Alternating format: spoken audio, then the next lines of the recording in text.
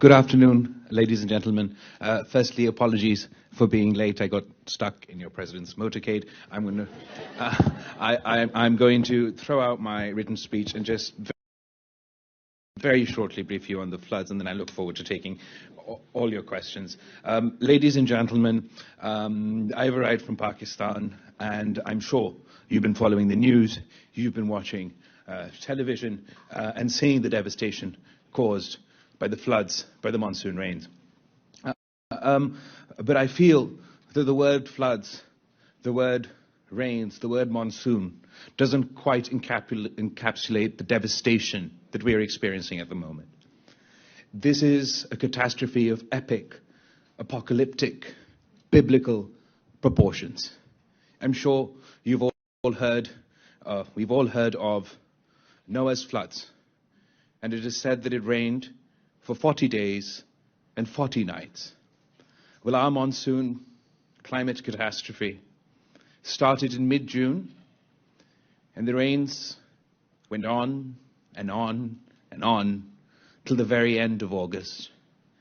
And when the rains did finally stop, a 100-kilometer lake formed in the middle of my country that can be seen from space, covering areas of Balochistan and largely my home province of Sindh.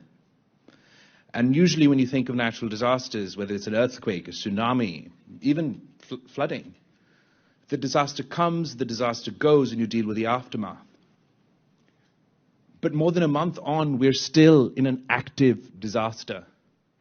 That 100-kilometer lake is still descending towards the ocean, leaving devastation in its wake.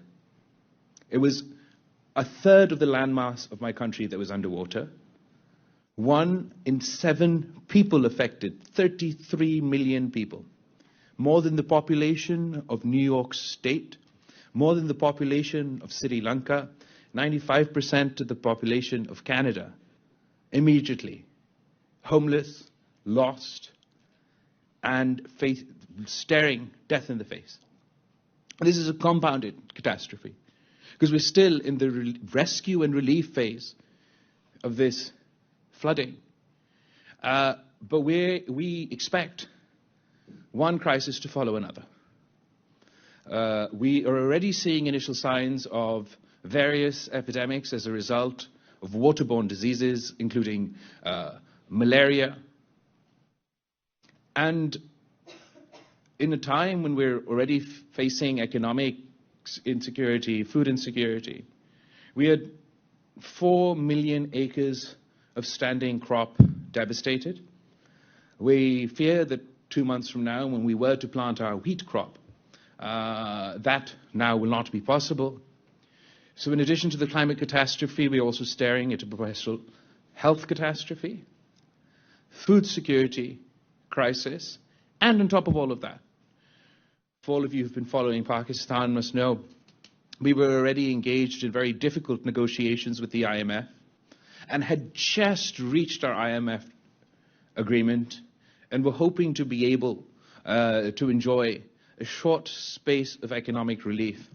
Now that entire IMF deal with Pakistan, all the figures, all the estimates, that too has been washed away by the floods. The guesstimate, and I say initial guesstimate because until the water recedes, we can't actually come to a proper figure. But the guesstimate of economic damage cost is close to $30 billion.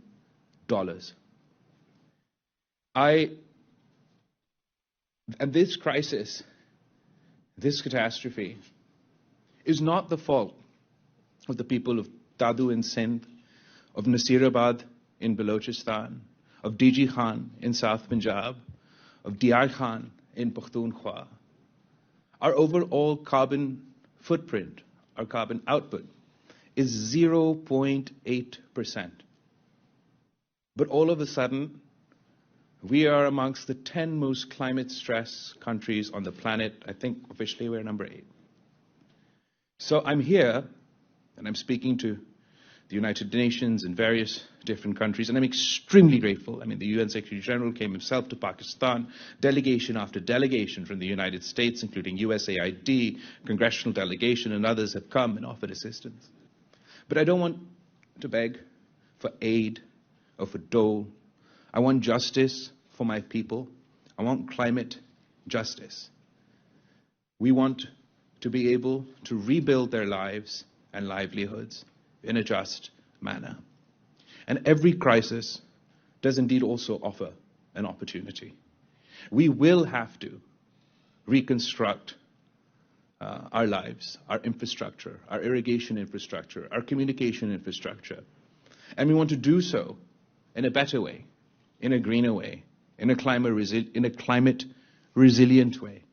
And I believe that this is the moment that Pakistan can now plan going forward to adapt ourselves to the increasingly frequent climate catastrophes that we now regularly face.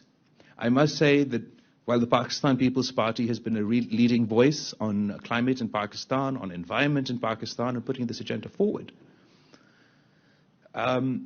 we were focused on wind energy, solar energy, perhaps feeling that, you know, we're not quite doing enough, but we're at it. We're working sort of in the right direction. Now I understand that it's woefully not enough, and we have to reprioritize. While we will continue to focus on green energy, now adaptation has to be our main focus. We have to adapt to live in this new world, hotter world, where we will face increasingly more frequent monsoons, once in 100-year floods more regularly.